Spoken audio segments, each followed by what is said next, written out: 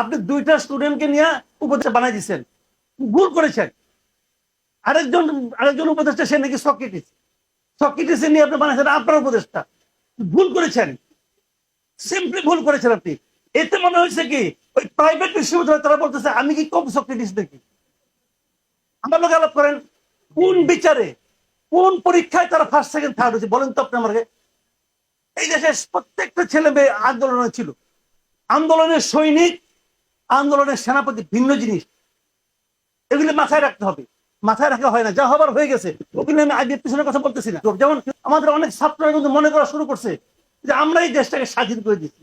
না রে ভাই, ঘটনাটা সেরকম নয়। আপনারা স্পার্কটা জ্বালিয়েছেন, স্পার্কটা জ্বালানোর আগ পর্যন্ত দেশালাই কাঠিটা আপনি জ্বালাইছেন, আমি অস্বীকার করি না। তার আগ পর্যন্ত এই যে আগুনটা জ্বলেছে, কাঠটাকে কেটে আনা, শুকানো, একসঙ্গে জড়ো করা, এই কাজটা গত 16 বছর ধরে দেশের প্রত্যেকটা মানুষ করেছে। তাদেরটাও আপনি একটু স্বীকার করেন। প্রথম ভুলটা হয়েছে আমাদের প্রধান উপদেষ্টা আইসা নিয়েই বললো যে আমাদের প্রাথমিক এমপ্লয়ার হলো ছাত্ররা। এটা উনি বলতেই পারেন না, উনি একটা মহা অন্যায় করেছেন। এবং এই যে বলেছেন, বলাতে সবাই মাথায় উঠে গেছে আমি তো এমপ্লয়ার, তোমার আমি যে কোনো সময় সরাই দেবো। এটা হয় না, এভাবে হয় না। এটা একটা সামগ্রিকভাবে এটা দেশের অর্জন, এই দেশের মানুষের অর্জন, এবং সেই অর্জনটা নিয়ে আপনারা সিনেমিনি খেলতে পারেন না। আমি আবারও বলছি, যে সুযোগ আমরা পেয়েছি, আমরা আর ইহকালে এরকম সুযোগ দ্বিতীয়বার পাবো না। আমরা যদি এই সুযোগটাকে নষ্ট করি নিজেরা ধাক্কাধাক্কি করে, তাহলে এর চেয়ে বড় হতাশা এই জাতির জন্য আর কিছু হবে না। কিন্তু ওইটাকে মাথায় রেখে আপনাদের কাজ করতে হবে। আমি যে কথা বলে শেষ করি সেটা হলো, দেখেন, গণভবনে শেখ হাসিনা নাই, বেরিয়ে গেছে। সচিবালয়ে শেখ হাসিনা আছে, সচিবালয়ে শেখ হাসিনা আছে, গণভবনে শেখ হাসিনার অফিসে পিএমএতে যতগুলি ডিরেক্টর ছিল, ডিজি ছিলেন, যারা যারা ছিলেন, 2 থেকে 3 জন চেঞ্জ হয়েছে, বাদ বাকি সবাই এখানে বসে আছে। সচিবালয়ে সবাই তারাই বসে আছে।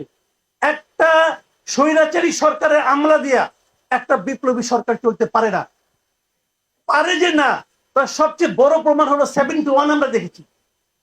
বঙ্গবন্ধুর নেতৃত্বে দেশ স্বাধীন হয়েছে, উনি এসে বলেন তো 71 সালে 15 ডিসেম্বর পর্যন্ত যে আমরা পাকিস্তানকে সার্ভ করেছি, 16 ডিসেম্বর তারা কি এমন হয়ে গেল যে তারা বাংলাদেশের পক্ষে চলে আসলো।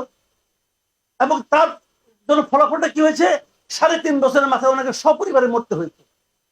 এখানেও একই জিনিস।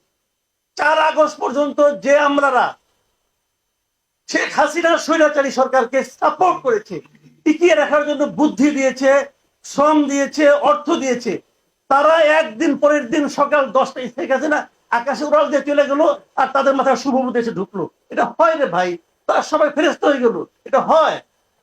তারা এখন অভিনয় করছে। অভিনয় কি করছে, যে কিভাবে এই সরকারকে ব্যর্থ করা যায় সেই অভিনয় করে যাচ্ছে।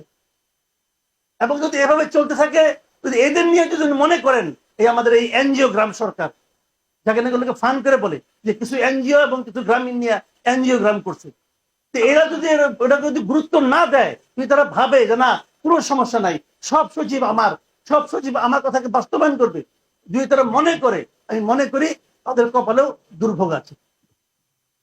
আমি এই পর্যন্ত বললাম। সরি, আমার কথা যদি কেউ মনে করে থাকেন খুব দুঃখিত, বাট এটি আমার বক্তব্য।